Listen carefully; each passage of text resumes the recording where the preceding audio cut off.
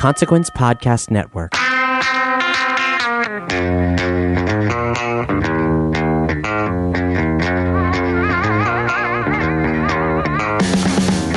The aftermath of a Bonnaroo cancellation.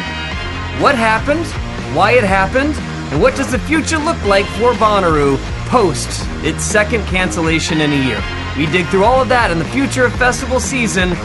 This week on the What Podcast, Barry Corder, Lord Taco, Brad Steiner. It starts right now.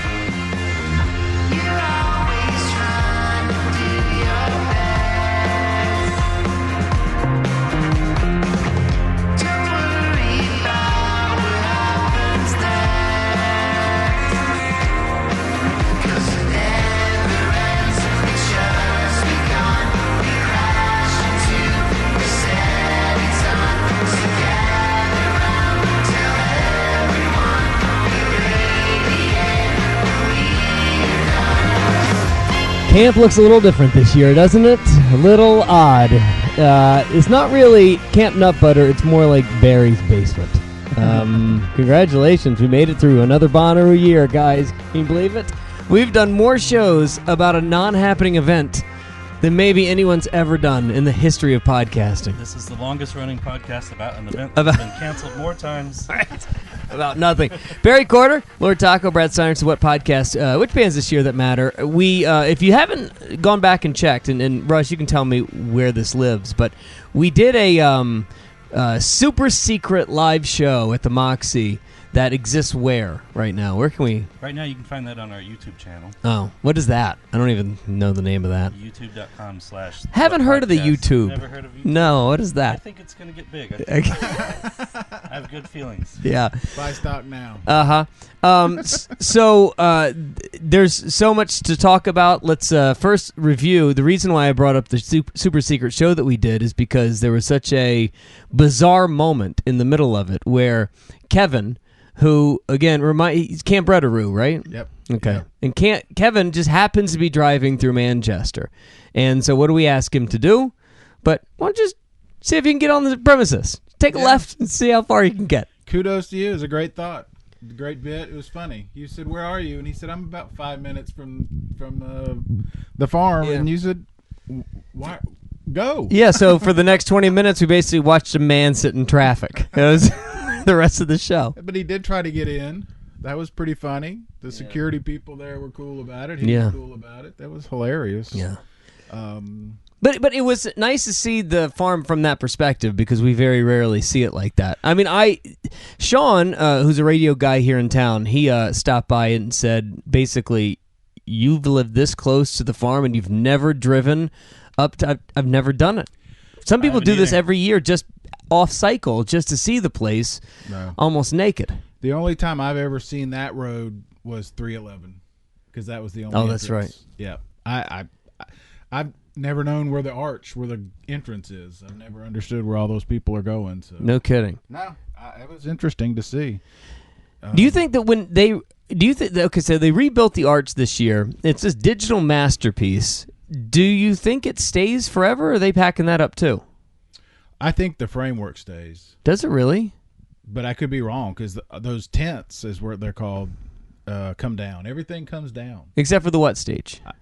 I'm not even sure that's true. I think the frame of the arch is permanent. They built it out of metal. Yeah. The previous one was wood. So I think they designed it to be permanent. Interesting. That's fascinating. All right, so... Lots to talk about. Yeah, go back and rewatch that. Do we want to... should I start with my big surprise, or should we end with my big surprise? Probably ought to end with it because there might be. We've got a big surprise that we're going to. I'm going to announce here at the end of the show. But first, let's go through some of the things that you think about the cancellation and how it all ended up. You know, go through the gambit of emotions that you went through from the moment you heard it till today. You want to start with me? Whenever, yeah, it's fine by me. So this is Sunday. By the way, I hate to interrupt, but.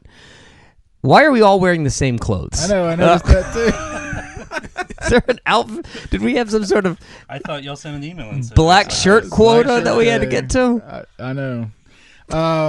So this is Sunday, which would be... It's noon-ish. We would typically be recovering, getting ready for Lizzo, and the end of the day. Lizzo would have been last night. I thought she was Sunday. No. Oh, it's Brittany that's today. Yeah, Would've Brittany's been today. Sorry. Yeah. That's correct. I'm sorry. So it seems like forever ago already that it's been canceled. Right. And we've moved on. Yeah. You know, you and I and Taco got to sit yesterday with Nick Turner, the guy who came up with these heads and our Camp Nut Butter logo. Also, one of the half of Middest, some of the music that you hear on the show. Music, yeah, it's great and so funny. It was I haven't seen him in 2 years. Mm-hmm. And a surprise guest came to my house. Taco brought David Bruce. I am Bonnaroo. I thought you meant the stripper that we brought. We don't talk about that. And I mean, what was his name? He is Bonnaroo. And we got to sit on the porch and talk and visit, and that was amazing. So in that sense, it felt very normal. Yeah, very Bonnaroo-like. Very normal. Yeah. But nothing else has felt normal. We did the secret show, and we had a lot of people show up. Came down from Indiana and up from Atlanta, Chattanooga, Ringo, North Georgia. That was really cool. So in that sense, it felt the community thing sort of showed itself, and I think that's key. Well, we had a Barry-roo. Yeah, we sort of just coalesced around Dad, but Yeah. Taco actually went and did things. Other events that were finding their ways in and around Manchester. Going to let him get into that. Yeah, he actually did it, so I wasn't going to speak to it. But back to your question, the more on Tuesday when they made the cancellation, felt sad, felt mad, felt disappointed, but pretty quickly figured out they did the right thing. Each day since, I'm 100% convinced. There's no question they made the right call. Have heard from indirectly from people at AC. I think the quote was, "We've got like 100 cars that are axle deep in mud currently." Jesus. This was Thursday. Man, oh or man. Friday. Yeah, and those are the people that were already there, so can't even imagine what would have happened had they tried to. There would have been, damages and people hurt possibly. So it wasn't just an inconvenience, put it that way. You weren't just going to get a little wet or a little muddy. It was going to be awful. You were going to sink. Yeah, you were. It was very possible you'd show up and just. If you were lucky, that was the worst that was going to happen. So put that aside. But your joke about it's 2 years and we've done podcasts and about events that haven't happened, that's true. And so now we're looking at 9 months from now. So, at some point. Well, we've got a lineup coming here in about 2 months. I don't know what you're talking about. Exactly right. So at some point we need to get past and start getting ready, which is mind numbing, to be honest with you. I'm already exhausted thinking about it. No, Thank you're right. you. Now, about the events around Manchester, Yeah. I was supremely confused yesterday. You guys really blew my mind. I didn't understand what all happened. So explain to me all of the different events and who was organizing all of these things that popped up around Bonnaroo. There was countless. I mean, you couldn't even keep track of all the stuff that's going on. But I think one of the biggest ones was the Other Fest. You got to get right up on that. All right, it was Eat countless. it. Yeah, Like the stripper. Yeah. The Other Fest, I think, was the biggest one, and I think Kevin from Bonnaroo had a lot to help with organizing that. He did. Kevin French, is that his name? No, Ryan French is sorry. the city council. City Kevin council. is Barnes, I think. Yeah, Kevin Barnes. Yeah, and they threw Andy Frasco up on stage. I don't know where they got this stage. It was parked outside of a Andy a DeFranco bar. was there? Wow. They got some good Andy talent. Frasco. Oh, God. big. Okay. And Big Something opened for them. And like in less than 48 hours, they this went from being nobody even thought about It this was more to like 12 hours. 12 hours. They had a stage, they had lights, they had sound, they had engineers, they had crew. Spicy pie? No, that was at the other one. Okay. But this was the other one. Well, this is the other fest. I think this was also part of the other fest, but there was another location that we went to get the spicy pie. So what was that? What was that festival? What was that sort of offshoot? I think it was part of the same because it was part of the same. It was at two different. It was at Common John's Brewery, and then this one was called Bite of Europe or Taste of Europe. It was a restaurant / bar. But I think they said it was $20 to get in, and then your wristband is good at any of the others, so we could leave and go to the other one and not pay. Oh, okay. All right, I got it. Yeah. So because they had, you were there, so but according to Kevin, when I talked to him, they were 300, 400 people who had come down that were in Manchester camping, so they were looking for something to do. City council person Ryan French called Kevin and said, we need to do something. Yes. He rallied, made a call to Andy Frasco's people. They said yes. Spicy Pie was going to sponsor the beer exchange, so they were already kind of on board and in town with a lot of product to sell, as was Pontoon, right? Brewery, so they had some beer. Yeah. So Pontoon actually came to the mini-roo that we had at Lindsay's in Belvedere. And which was a private event. So that's a whole nother event. That was a whole other event. Oh, my God. Can't keep any of this straight. Yeah, and we've done this a few times before. So which one, you went to all of these? I went to all three. And then I came to Chattanooga last night and saw Berry Loop Daddy Roo. At Berry Roo. Yeah, Berry Roo, and then you had Loop Daddy. That's right. So who was the performer that we had in this house? Who did we book here? We had Nick. Okay, good. Doing stand up. Yeah. All right. So all of these things just sort of happened organically and naturally, and then if you happen to stick around, you could find your way into. Now, did any of our people that we talked to on the Secret Show? They were all there, right? Yes. Okay. Everybody. Daniel was there. Kevin Mitchell was there, right? He wasn't on he wasn't on our show, but you talking about like the people that showed up. Yeah, as guests, right? Because I guess I'm wondering is how likely were you going to be sticking around in town if you were to show up and they canceled? Like for instance, when the Ruham kids, they get the ding on their phone, and all of a sudden they're 2 hours away from Manchester or Nashville, and they just keep going and decide to stay here all weekend. They're still in Nashville. Yeah, they're that's still nuts. Partying, yeah. Do you think that was more likely the case, or do you think most people probably bailed and turned around and drove home? No, I think most people, if you were on the road, if you were in town, you probably made the decision to stay and just find a party, find a concert, find something to do. I'm sure all the hotels instantly booked up from people needing a place to stay. And, if you've already got the car loaded and all your stuff, that's why right. turn around and go back home?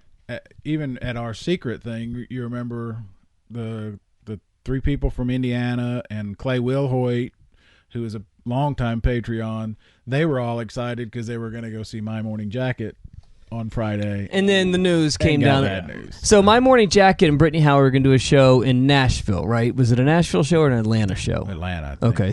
so that show cancels because My Morning Jacket comes down with COVID.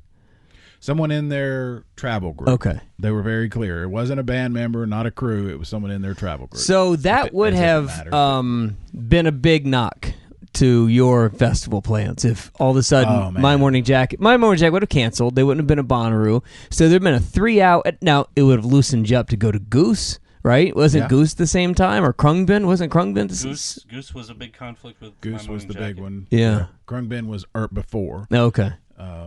Yeah, that would have been pretty bad news for me. Yeah, that'd have broken your heart. Yeah. That was the one thing that you were excited about. That and Turquoise, but yeah. The My Morning Jacket was going to be a big deal. So, yeah, I don't know how I would have felt had the festival happened and they canceled. Well, did you see that the one thing that the Bonnaroo did put their name on? I don't know if any of these things actually had the Bonnaroo name on it, but the one thing they did put their name on was the show with Phoebe Bridgers, Brittany Howard, and somebody else. I can't really remember the third person. I saw that. Yeah. Yeah, that was actually in Nashville. But none of these other things had the Bonnaroo name on it. Correct. These were all fan organized. Okay. Yeah, third party. Except, didn't you tell me? I mean, I guess it wasn't official, but there were some Bonnaroo folks. Our friend Jeff Cuellar was there. Jeff Cuellar was actually at the other fest at the restaurant right before he came on and talked before Andy Frasco, And they said that Obviously not doing his due diligence of getting cars out of the mud, huh? He took a break on that, huh? honestly Maybe didn't he'd seem been like he digging wanted all to day. be up on stage. I don't think he liked that. But, Yeah. But they actually mentioned Ryan French that their generator broke last minute, and they called up Jeff, I presume, and said, "Can we get a generator?" And so they got a generator loan from Bonnaroo. Oh, nice. So they could That's put awesome. that show on. I also heard, and somebody can correct me if I'm wrong, I don't remember the exact story, but I heard that Bonnaroo is donating a ton of their tents to the New Orleans relief effort, I too. I saw that too. I think, we heard that yesterday, but I think I saw a story today in the paper that they are. So I don't know how many What's people, a paper? I don't know how many people are actually displaced down there that need tents. It's cool what they're doing, but is that the need? I wasn't clear on whether it was camping tents or if they were using big vendor tents. I couldn't thought it figure. was the VIP camping. Oh, tents. okay. That was the picture. Those Okay. gray, odd-shaped, geodesic, dome-looking things. Yeah. So Okay, so then you see the pictures now. You see what the farm looks like now.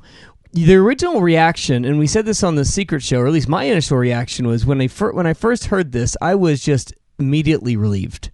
You know, all of this felt. I know everybody. There's so many people excited about it, but for me, having come from a hurricane and have all of my animals and everything with me, it just became such a pain in the ass. And so the idea that I could just show up here and now I have no responsibilities whatsoever was actually the best thing that could have happened. But at first, I really, and I've told you this 100 times, I really thought that it was an insurance play.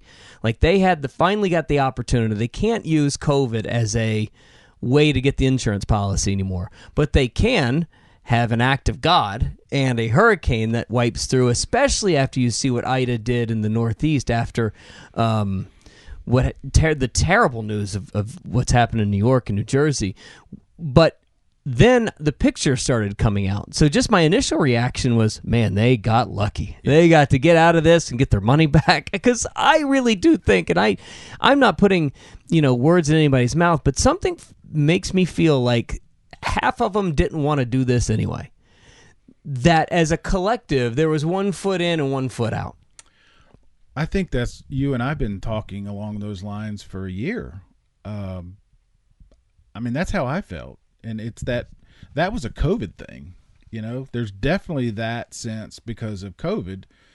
Do we really feel safe? Are we going to feel safe with 80,000 people in porta potty? We make those jokes, porta potties and FEMA tents and all that, but that was going to be the reality. The hurricane was an entirely different issue, and I haven't read the entire story, and we're going to have to follow up on it. But the topic that you and I talked with Jeff Becker about a year ago, force majeure, a term you may have heard of it, I had not. But he talked about he's an entertainment attorney, big-time entertainment attorney, and so that was going to be the issue. And sure enough, there was a story in Billboard this week that has become an issue, that apparently some of the vendors and the artists are now kind of on the hook for a little bit of their own costs. Mm-hmm.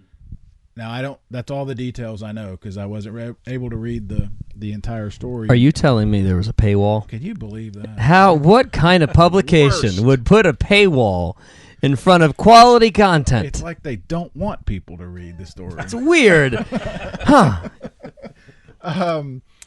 But so we're going to have to, that'll be a topic we're going to have to dig into to see how that played out. But yeah, if you had any doubts about the severity of the rain and what it was like when it landed in New York, New Jersey, it should tell you. I'm surprised that there weren't serious injuries or damage done when it came through Manchester. When you see what all happened in New York, I can't believe. I would feel very nervous if I was a volunteer sitting in a tent while the remnants of Ida come ripping through Manchester. Two things. We knew it was going to hit Manchester. Apparently, New York was surprised. Apparently, they were not at all prepared. Right. Now, what that actually means, I don't know what that means, but they weren't prepared and they got hit hard. Manchester, I mean, correct me if I'm wrong, it seemed like it was sort of on the edge.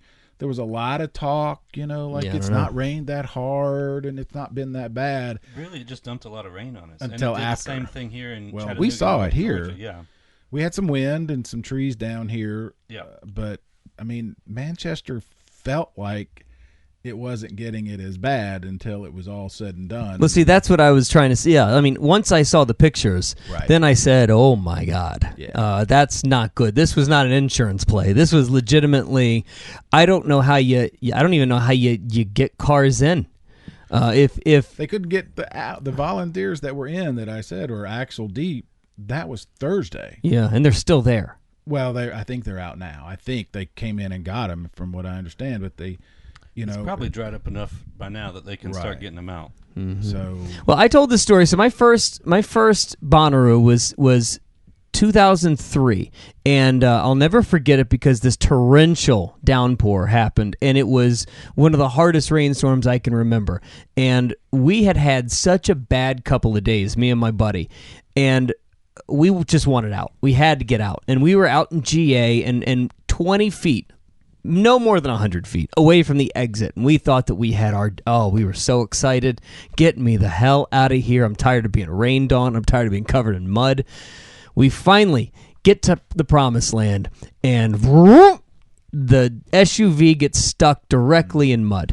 Well, then the rain starts coming down again, and it started pouring on our head. So he's putting plywood under his cars. He's digging mud out. He's doing I'm sitting in the car. He's doing everything he can to get his car out of here because he's dying to get out of Bonnaroo. Right. And we just couldn't make it happen. We could not get this car out of the mud. So what did we do? We slept in the car.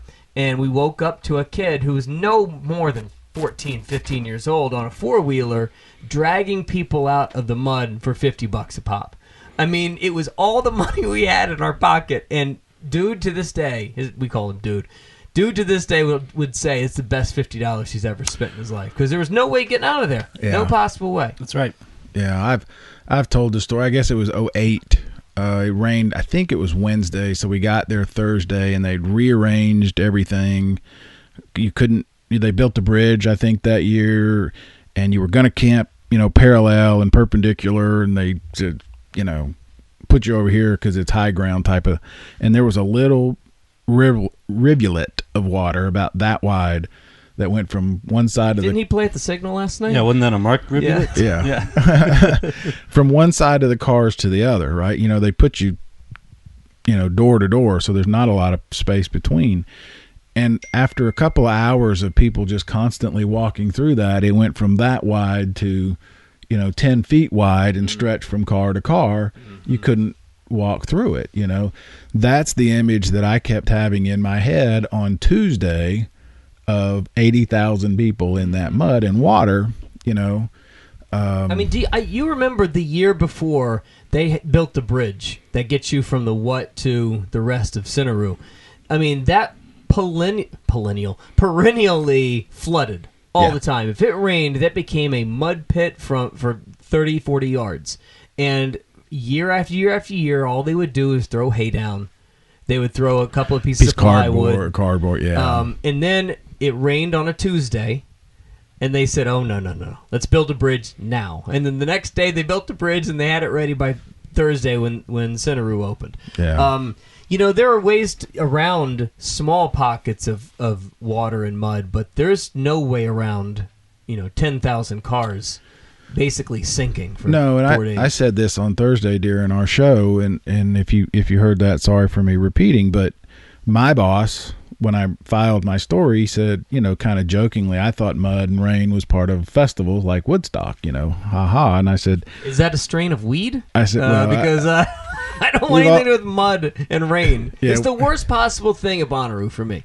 I can deal with heat, but I just do not want to be wet. That's what I've said every year. And I told him, I said, first of all, that wasn't mud at Woodstock, so it's gross.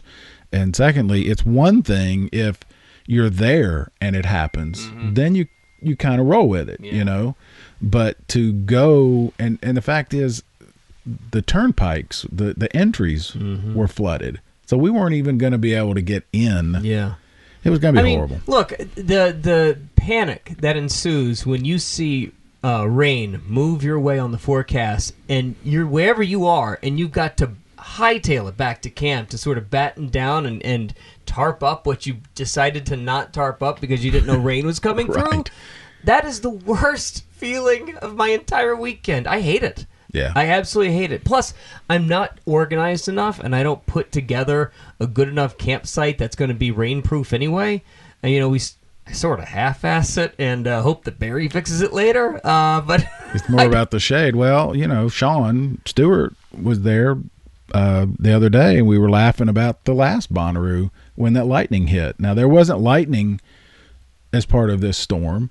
That's a whole nother issue. But it did rain that Sunday morning so bad, and we were adjusting tarps and keeping it from going this way and that way. And Sean and his buddy were still in their tents, and his buddy had the easy up over it, and it filled up so much that it crashed down directly onto his It's one of tent. the funniest things I've ever seen. It was scary. He came out of that tent like in Ace Ventura 2, and Ace Ventura comes out of the horse's ass, and he's Because a lightning bolt had hit a transformer 50 yards from where we were the exact the instant. very second that it crashed. Yes, it was like the whole universe conspired to screw with that one guy. I'm telling you, he came out of there expecting to see angels. Right. He thought he was dead. He walked in with a big black beard. He came out looking like Santa. He was like freaked out entirely. He expected to see angels. Well, I the other thing that I thought was interesting about that you asked at the Secret Show is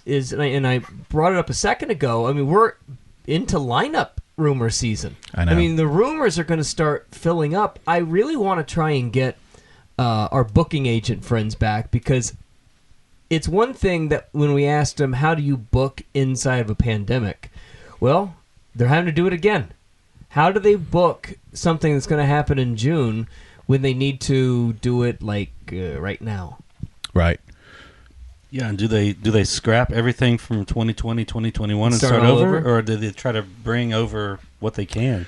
Can they? I know I talked to much, much smaller scale festivals in this area, and they had to postpone like Bonnaroo had to. They were going to do 2020 summer, moved it. They thought fall, then they moved it again.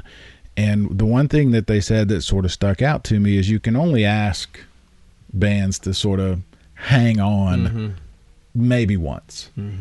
If they're really nice, twice. You can't keep asking them, hey, don't cash that check just yet, type of thing. Yeah, I mean, I bet that all the deals are reset. Right. But I they're going think to it's try a and go reset. after the same sort of artists, But a lot of it's going to be, at this point, Tame's album cycle is going to be off. Does Tame come back to the States because it doesn't really fit into their promotional plan that they're after? Does the Foo Fighters have been doing show after show after show? Does this show fit into their overall strategy next year?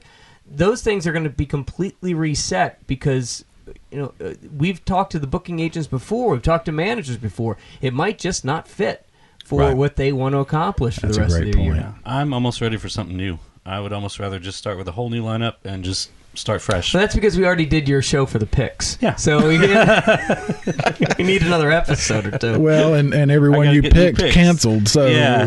we're not going to let you pick this Did we next ever year. find out whether or not it was a baby? Did anybody call to confirm? That's probably the No, biggest that's travesty still up in the of air. all of That's that. And what we'll you're never know. That's Yeah. what you're upset about the most. I was hoping maybe that was your big surprise for later. Well, who knows? Welcome, little baby. Yeah, I- I think I don't remember. Was it Brent from Indiana that came down? That was I think Kent. he mentioned His name's Kent. Kent. But of Yes. course, Yeah. it would be in your mind, Brent. Brent. Yeah, Yeah. Larry. My, Larry was there. my poor wife. Barry has met her and known her for 10 years. And what do you call her when you see her? See, don't ask me that because I had it blocked out, so I won't do it again. Yeah, But it's, I it's one a time different name every time. No, Every that's time not she's true. got a different name. How is Hannah, by the way? Hannah's great. Hannah and her sisters are doing fantastic. Yeah. All right, this all started because I wrote about her in a story and gave her your last name. Yeah, she has My a different fault name for in not every asking. story. And then, no, we were out in public at the market, and I called her Hannah or Holly or something like that. I don't even remember. Henry. That's right. Henry. Yeah. But anyway, Kent is the one who, he said the biggest, disappointment is we won't know if he's a baby. That's Never right. really did. We'll never know. We'll never find out if it was a baby or not. We can only hope that he will be back next year. So many levels. He might not be a baby next year. He might grow up. Oh, he my could God. grow up. He could grow Just up. blew my mind on that. He could be the middle schooler by then. The middle schooler. I mean, The middle school. The fifth grader. You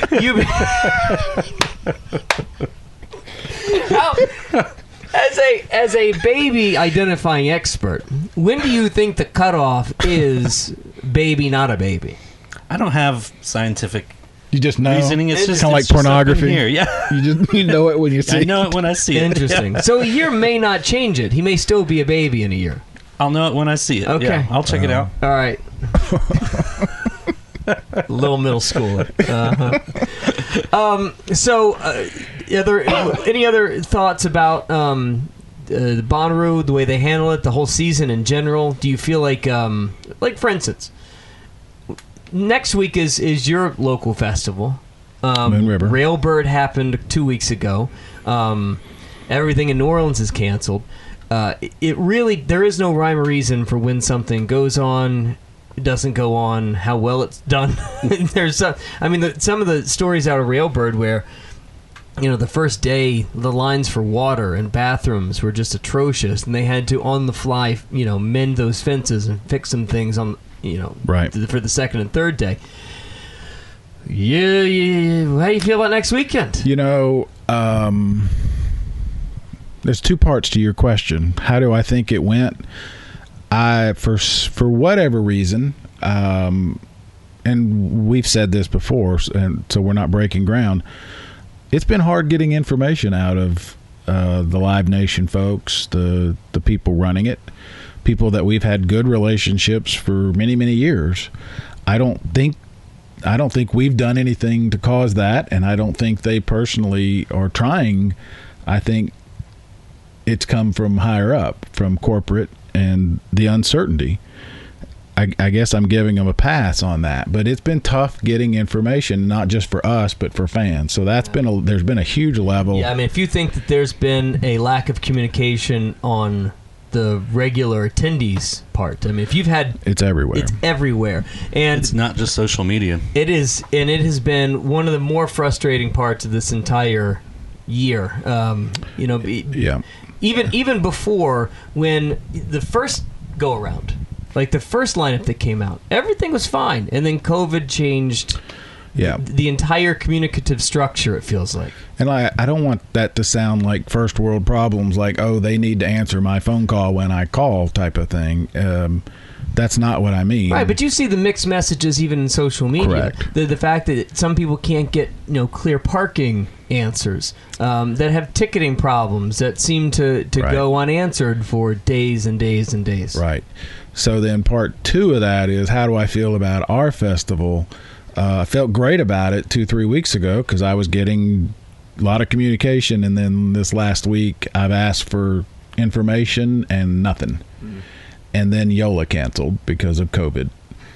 So, on Friday morning it felt, hey, I can't wait, we're going to go do this festival. And then now it's like, Starting to get this weird feeling starting like to we get got, this, a few deja days vu. ago. Yeah. Well, So I don't mean to, predict or throw shade. I hope it happens. I'm just saying it got weird. Yeah. So. Speaking of Yola canceling, back for a second, with My Morning Jacket one of the crew members having COVID, that would have Travel obviously... Travel party. Okay, got it. So that would have obviously meant they were going to cancel the Bonnaroo show. Are they a headliner? When? Were they a Bonnaroo headliner? They were, which stage? They were... But you wouldn't call them a headliner. I would. I don't know why they weren't, but I mean, the only reason I asked to me, is headliners because, 3 people. Because usually. wasn't there that rumor, and I don't know who started it, but they acted as if they had information that a headliner was gonna drop. Yeah, that never happened. That never happened. Well, we're now past the point I see of, where you're going. Was it going to be? No, I don't, because they didn't announce till our show Friday or Thursday. When did we do that? Yeah. I can't even remember. All my days run together. I have no idea what day it is. I don't know either. The minute Ida hit New Orleans, I have no concept of time and reality. So they didn't announce they were canceling till that day. So no. Might not be a headliner, but definitely a fan favorite. I mean, they were high on a lot of people's lists. Sure, and it's a second. I'm just trying to figure out if a second line band artist is a headliner or not. Right. Or do you consider the top line the headliners? I consider the top line. See, I do too. Yeah. You're one of the 3 or 4. Yeah. Unless I'm writing the story, and then I would call them. I would put My Morning Jacket in there because I want to include them. Really needed to fill that column, didn't you? No, including my favorites. Yeah, really had to fill the column. I know that it feels empty, and I know it feels sad, but it was really fun seeing most of the camp people this weekend, and I'm sure, Absolutely. although odd, I'm sure you had a blast doing what you did. Yeah. And seeing that community in whatever pockets they were. I saw one of our, podcast listeners, Evan, who didn't actually end up making the trip, but he did his own version of his group getting together this past weekend in Jersey and doing a version of their sort of Bonnaroo, sit around and chat. That I mean, it does feel like it was prevalent no matter where you were. Yeah, the Ruham crew were at La Quinta. Around the pool, the majestic La Quinta pool. Yes. Yeah, they made the best of it. I mean, that's what you got to do, right? I think they had 13 people. Some of them had flown in from L.A., Denver, and New York. So, I mean, sure. What are you going to do? Tuesday night, I'm sitting at the Bitter Alibi, and I see Frank Swanson, one of our former patrons. We had him on the show. Yeah, he's from Chicago. He was one of our guest listeners. Yeah. And so we hung out and bar hopped a little bit. Huh. And they're kind of the same thing. They came in from Chicago and stopped in Chattanooga and just made the best of it. I think, Brad, I think that's a great point. I think seeing the people that came to the Moxie, 12 people or so, and there was a couple that were staying there that knew us, knew the show. That was really cool. Having David Bruce come by yesterday with you was amazing. I mean, that guy drives what? 12 hours. 12 hours. Yeah. And speaking of Ruham guys, drove 12 hours. David Bruce, he drove through a lot of that weather in New York. He said he almost hydroplaned in some parts because the water was so high. Mm-hmm. And this is a guy. That's the story that I wrote for our magazine that'll come out next month. Is the community. Is there a paywall for that? Yeah, I'm about to say, how much is that going to cost me, Barry? Jesus.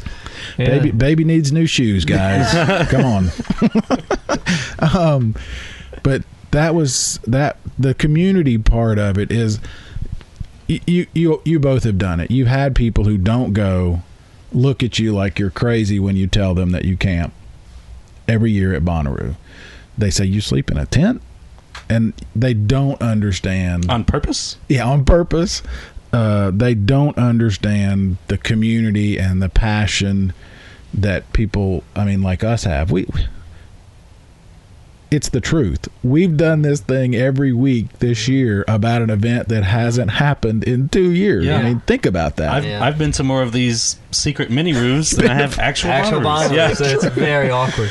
That's the truth. And people don't understand that until they experience and see it. And the fact that, you said you were at the event the other day. A couple people recognized you. It's not about that part too much. I'm assuming, not to put words in your mouth. No, it's correct. But it's the fact that people love this festival. Yeah, and Bonnaroo happens whether it's officially canceled or not. Right. There's still going to be the community wherever they happen to be. Right. It's a tradition unlike any other. I think that. Do I get a jacket? Masters. Am I going to get a jacket? Well, I think it's big surprise time. All right. So, cool. I think Barry needs to. So it's really weird. So when somebody asked, actually it was David Bruce yesterday, right? David Bruce asked the question, "How did you and Barry meet?" So me and Barry met because he's in the newspaper business. I'm in the radio business. So one thing leads to another. We just travel in a lot of the same circles. We met each other at Bonnaroo, and then all of a sudden we decided to start camping with each other at Bonnaroo. We then started adding more people to our campsite, and as we did that, these people you see on the back wall here are our main group. So we've added one person to the group this year, and that is Mr. Lord Taco has officially got his own Camp Nut Butterhead for the first time. We haven't added a member in 5 years, at least. Lord Taco, finally. Now, the best part is in your sunglasses. Man, look at that. Yes. You can see the Volkswagen bus. This is a big surprise. I didn't think this was going to happen. Congratulations, you're officially part of you Camp so Nut much. Butter. And here's the crazy part. Yeah. I don't like to say this, but you got a bigger head than everybody else. I'm really sort of upset with the size. Look at the size difference between yours and Barry's. Look at Barry's and look at yours. Wow, that is huge. It's very unfortunate. It's not the only thing that's bigger. Yeah, my man. Yeah. So there you go. You see the Thank you so much. sunglasses? Inside the sunglasses, you see the Volkswagen bus. That's awesome. There you go. Love it. Taco, congratulations. Thank you so much. You deserve it. Wow. You're obviously an integral part to our camp and our life, so we had to make you an official part of Camp Nut Butter. So there you go. Thank you so much. Your number 3, 6, 7, 8, 9, 10 is number 11? Yeah. Number 11. Yeah, I'm going to have to get that redone now. Well, there's some we can drop off. We need to do a few. Do a little pruning. I haven't seen Chris Cobb. He was there in 19. Yeah, he showed up that one time. That's Chris Cobb. Yeah. My brother is on there. No, he's not on there. No, good. No, we didn't do my brother. Okay, good. Yeah. That Joe, guy. Joe hadn't been there in a while. Joe showed up, but he was there. That's right. Showed up 2 years ago. The only person on this that didn't make it in 19 is the guy who was the first one, Doer. Oh yeah, been every year until the official camp patriarch. He had some lame thing like a national racquetball. Yeah, he was in the finals. Only won in Texas or something. Yeah, some lame thing like that. Yeah, it's a pretty good group, but the only thing that might be our group. I wonder what your group does. Like, does your group have a certain thing that you guys all either? Is it a T-shirt? Is it a thing? Share it with us at the What Podcast or at the What_podcast on social media. I'm glad you mentioned that, because in talking to the Ruham guys, Parker and Jake, they all have liver disease as a. Well, they drink hams, but that's their thing. But you and I always talk about you had to come this year from New Orleans, but we live close. It's an hour away from Chattanooga to Manchester, basically. I never really considered. The trip is as much a part of the fun for them as the actual event. They stop in Metropolis, Illinois. They stop at the Waffle House outside of Nashville. They love that. Trip down here is planned around stuff they can do. Yeah, while they're never considered it. Here. Yeah, that's pretty cool. Yeah. So. Yeah, I really like that part of it. I like what and as especially group camping has become such an integral part of the experience. I love finding those little things that keep the groups tied together and what is like different about certain groups from one to the other. That's always the fun part for me. So share it. I'd love to see some of the goofiness, because the more goofy the better. I mean that like. The reason why I wanted to go to that Oop Daddy show last night so much is because, I love guys that create cultures, and that culture is even bigger than they are, right? Yeah. The fact that everybody shows up there in a robe. There's so many robes. Because the guy... People were bringing totems, signs. Yes, it's terrific. Yeah. He's great. I mean, he's really great, too. But he is. He's got an entire culture and brand that he's created inside of that. That's what I like about the whole campsite stuff, too. Yeah, so. That's awesome. Me too. Right. Anything else before we go away for a little while? Well, that was the point. What are we going to do? We should let folks know. We don't know. This event has not happened. I don't know that we can keep doing. How much longer can we keep talking about? Well, you're gonna be here in town for a boutique festival called Moon River. That should be interesting. I hate that Yola's not going to be there, because she would have been my absolute number one. Yep. And we want to talk to Ryan French. I hope I'm not putting him on the spot by saying that, but I think we'll make that happen. We obviously want to have Jeff Cuellar on. Also, soon. I'd like to suggest we get. I met one of the co-owners of Pontoon, the brewery down in Atlanta. They've now collaborated with. They've done an official Bonnaroo beer. They've done the Rubus beer, the Repeat beer, and they're fantastic. And I had a great time hanging out with them. We had a fun time talking to the Spicy Pie guy. So same thing. I think that'd be a good. So pick. There's shows out there. I'm not sure we can do one a week. So we're gonna have to figure that out. I mean, but before you know it, I mean that is the crazy thing. Before you know it, we are going to be another lineup. It's going to be January. 2022. You're going to get a Coachella lineup. By November 1. Yeah. You're going to get a Coachella lineup. Then right after that, you're going to get a Bonnaroo lineup. So these things are going to start coming. You're going to get a Hangout lineup too before Christmas. All of these things, remember, happen between November and Christmas because they want you to sell tickets for Christmas. That's right. And we plan to talk to the folks at Consequence. They're trying to hook up some band interviews, so there will be shows. You and I think we need a break. We need to reset. I'd like to have a nap. But, yeah. Are you saying that we need a break? Are we taking a break? Are you from breaking each up? other? We need a break. Okay. No, not to mention you've got to go back to New Orleans to you don't even know what. I don't know yet. You don't have power, so there's a lot going on. We'll see. Yeah, I'm glad to see you guys though. This was amazing. Yesterday this is our was first terrific. In-person show. All three of us have done in what? Since this basement. Since we were in this basement. Last time we were all in this here together, basement. we did a show. Yeah. I hid something in this building, so I wonder if I can still find it. It's like I buried a treasure and see if it's still here. Great. The way that you've really kept the place up. Yeah, it's gonna be hard for me to find what I've done? I told the one corner that seems clean. Yeah, you guys should see this. It looks like the tornado hit. I had a electrician come in one day, and he had to weave his way through. And I said, "It's usually not this neat."